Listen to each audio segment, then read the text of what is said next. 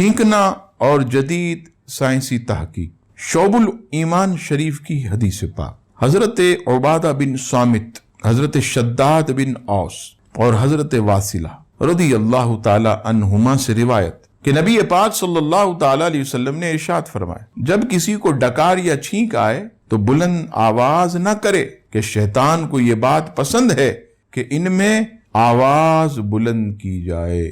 اب آئیے حضور علیہ السلام کے اس ارشاد پر جدید تحقیق۔ تمام دنیا کی مصروف زندگی میں انسان مختلف امور کو انجام دیتا۔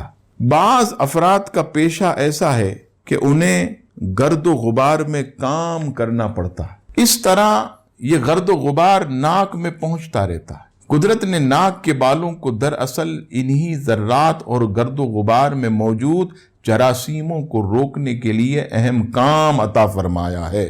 چھینکنے سے یہ گرد و غبار اور جراثیم باہر نکل جاتے، حتیٰ کہ چھینک کی آواز اتنی زوردار ہوتی ہے کہ کئی جراثیم کو وہاں رکنے کی مہلت ہی نہیں ملتی۔ اگر یہی جراثیم گرد و غبار اندر چلے جائیں تو بے شمار بیماریوں کا باعث بنتے ہیں۔ کئی ایسی ہی بیماریاں جو صرف سانس کے ذریعے ہی پھیلتی اور پھر خطرناک صورت اختیار کر لیتی۔ اللہ تعالیٰ نے چھینک کے نظام کو ان تمام بیماریوں کے خاتمے کا سبب بنایا ہے، اس لیے نبی پاک صلی اللہ تعالی علیہ وسلم نے چھینک کو پسند فرمایا۔